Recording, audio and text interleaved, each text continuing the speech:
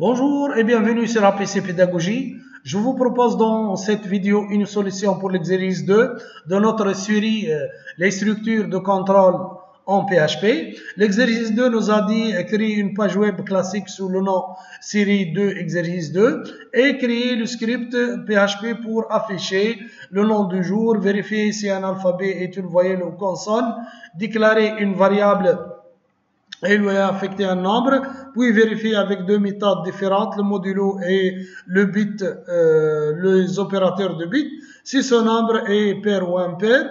Enfin, vérifier si une valeur d'entrée, autrement c'est le contenu d'une variable, est un entier positif, négatif ou égal à 0. Donc pour commencer, je vais tout simplement dans le www de notre serveur web local et on suppose qu'elle est en état démarré, autrement l'icône de Home Server est en vert. Et je vais dans le www où j'ai créé un dossier série 2 et c'est dans série 2, donc je vais copier l'exercice numéro 1 pour que je gagne un peu de temps pour la création de la squelette de PHP. Et je vais tout simplement, je renomme le fichier en examen 2 et je vais l'ouvrir en utilisant le code VS Code et je vais quand même changer le title pour être exercice 2. Donc je vais commencer par répondre à la première question. La question me dit afficher le nom du jour de la semaine à l'aide de la fonction date et je vais utiliser bien sûr ici l'exercice nous a dit utiliser la fonction date. Autrement, si je vais utiliser la fonction str function, je peux avoir le jour de la semaine en langue française, mais avec la fonction, donc la fonction date, je vais utiliser quand même une boucle pour l'avoir. Donc j'ai déclaré une variable le jour où j'ai récupéré le jour de la semaine en entier, autrement en nombre, en chiffres. Donc les jours de la semaine allant de 0 à, ce correspond à dimanche, allant de 0 à 6 et ce sont les jours de la semaine. Puis je vais quand même créer une autre variable où je vais récupérer les jours de la semaine. Je vais utiliser boucle switch pour tester ou pour avoir le jour de la semaine. Voilà, switch le jour, donc le jour c'est un nombre, j'ai dit de 0 à 6, donc en commençant toujours par 0. Donc si le jour, donc la variable jour contient 0, donc on aura dimanche comme jour de la semaine. Et etc. Donc le 1 ça sera lundi, bien sûr jusqu'au 6 que sera samedi. Vous voyez que le 6, j'ai utilisé tout simplement default pour avoir le samedi et je vais afficher le script. Bien sûr, tout simplement, je vais glisser le deux fichiers vers le navigateur et je vais tout simplement écrire 127.0.0.1. Et voilà, il me dit vous avez une faute donc au niveau de la ligne 38. Donc je vais essayer et voir c'est quoi étrange dans le 38. Une accolade qui est accolade supplémentaire. Donc voilà, j'ai eu mardi et 2. Donc 0 c'est le dimanche, le 1 c'est lundi et 2 on est bien lundi et les c'est le mardi. Donc, qu'est-ce qu'on va ajouter? Donc, deuxième question, qu'est-ce que nous a dit ce deuxième question? Donc, on va tester si un alphabet, vérifier si un alphabet est une voyelle ou une consonne en utilisant la casse. Autrement, nos écritures seront sensibles à la casse.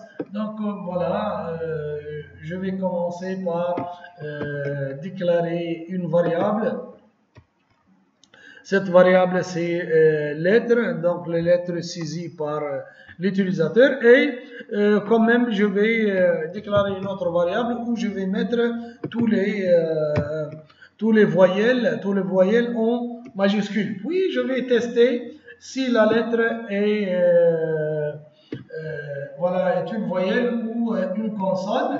Tout simplement, je vais dire et je vais utiliser le if et je vais utiliser le str position. Autrement, elle cherche cette fonction cherche la position de la première occurrence dans une chaîne de caractères. Autrement, je vais chercher si la lettre saisie par l'utilisateur se trouve dans cette chaîne ou non. Si oui, donc j'ai bien une voyelle, sinon j'aurai une consonne. Voilà, donc ça sera le cas où il est différent de false. Donc j'aurai une voyelle, sinon j'aurai une consonne. Ici j'ai utilisé la fonction str position. Str position qui cherche la position de la première occurrence dans une chaîne de caractères. Troisième question, qu'est-ce que nous a dit? Déclarer une variable et lui affecter un nombre, puis vérifier avec deux méthodes différentes, soit modulo, soit l'opérateur de bit. On a vu tout ça dans le cours. Et tester si ce nombre est pair ou impair. Donc, en utilisant l'instruction de contrôle if, c'est simple. Donc, je vais commencer par l'utilisation de modulo. Voilà, modulo, troisième question, utilisation de modulo. Je vais quand même ici, je vais déclarer une variable et je vais lui affecter 15 et je vais tester si nombre est pair ou impair. Donc si le nombre est modulo, le reste de ce nombre, si on le divise sur 2, est 1, donc on aura impair. Sinon ça sera si impair, sinon ça sera un nombre pair. Donc il me reste l'autre solution. Donc l'autre solution, qu'est-ce que je vais écrire? Je vais utiliser l'opérateur de bit. Donc je vais utiliser l'opérateur de bit. Voilà. Donc notre deuxième, ça sera l'utilisation d'opérateurs au bit. Ça sera la même chose, mais quand même ce qui change, c'est au niveau de notre condition. Voilà.